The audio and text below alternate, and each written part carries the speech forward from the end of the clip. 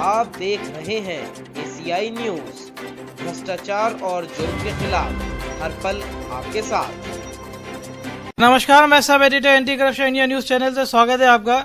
देखा जाए तो पूरा हमारा संपूर्ण भारतवर्ष आज 72वां गणतंत्र दिवस मना रहा है। इसी क्रम में हम लोग ये देख रहे हैं आखिर हमारी जो जितनी भी सोसाइटी है, खास करके हम लोग देखते हैं कोऑपरेटिव सोसाइटी, आखिर भारतवर्ष के जो एक आगे विकसित देश की ओर अग्रसर हो रहा है, उसमें इनका क्या योगदान है। सीधे हम लोग इसको लेते हुए जानकारी ग्लोबल कोऑपरेटिव क्रेडिट सोसाइटी के सचिव से लेते हुए। जी, स्वागत है आपका हमारे न्यूज चैनल में। Thank you. आपके जो दर्शक देख रहे हैं हमको, उनको हमारी तरफ से 72वें गणतंत्र दिवस की शुभकामनाएं।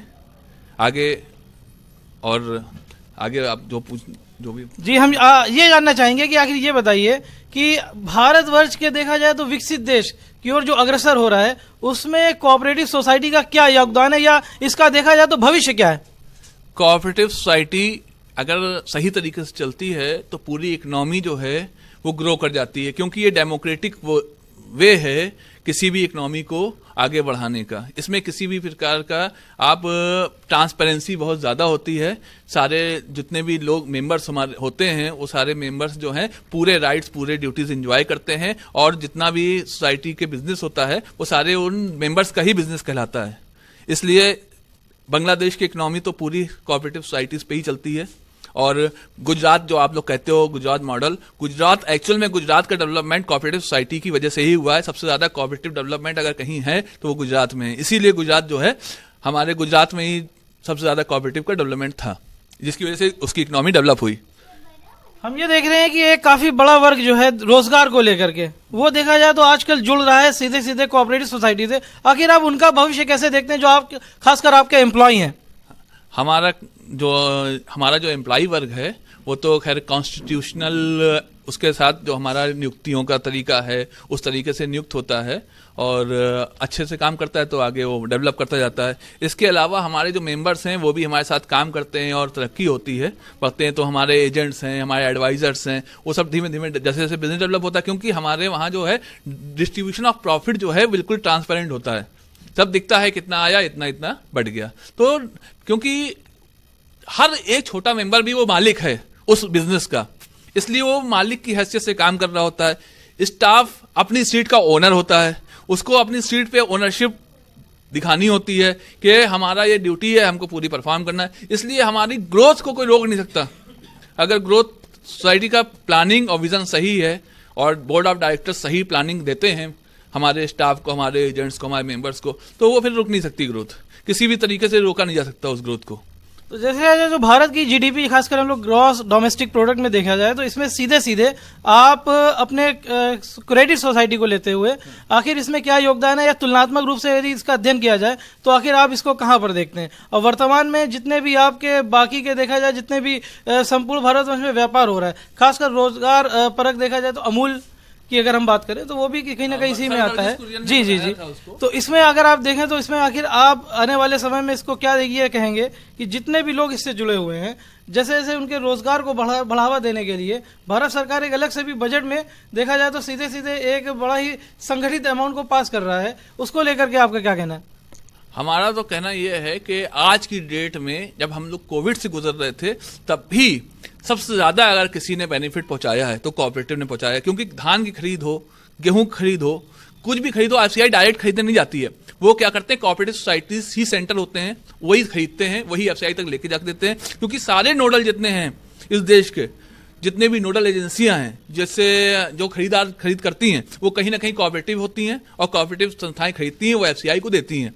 तो हमने जो जीडीपी का, एक्चुअल में जीडीपी में कई चीजें होती हैं, एमएसएमई होता है, इंडस्ट्रीज होती हैं, एग्रीकल्चर होता है, तो अलग अलग के प्रोडक्ट निकालते हैं, तब जीडीपी एज ए होल बनती है। उसमें एग्रीकल्चर का बहुत बड़ा योगदान होता है। एग्रीकल्चर मीन्स कि आप कोऑपरेटिव को उससे इग्नोर नहीं कर सकते। हम लोग क्या करते हैं, कुटीर उद्योग को फंडिंग करते हैं। कुटीर उद्योग यानी हैंडमेड, यानी रोजगार, यानी कि हमारे छोटे छोटे लोग जो हैं वो रोजगार में आते हैं उससे।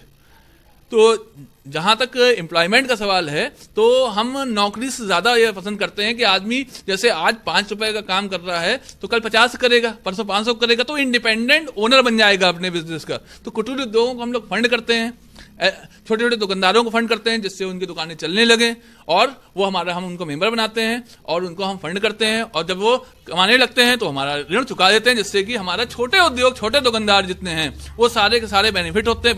5-10% इंडस्ट्री से जीडीपी नहीं ड्राइव कर सकते। ड्राइव करने के लिए हमारे सारे हाथों में रोजगार होना चाहिए, जो भी हमारा यूथ है।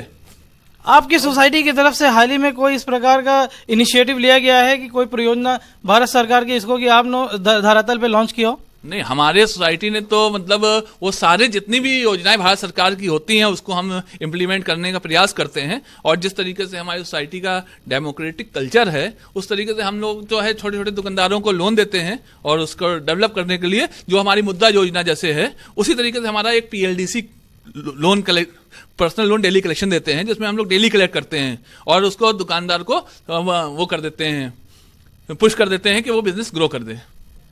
निश्चित रूप से हम चाहेंगे अंत में आप हमारे चैनल के माध्यम से जनता को एक संदेश दें। हम तो यही चाहते हैं कि इस संविधान वाले दिन में संविधान के बारे में लोगों को जानकारी हो और वो अपने फंडामेंटल राइट्स पहचाने और अपनी ड्यूटीज को राष्ट्र के प्रति पूरी तरीके से निर्वहन करें।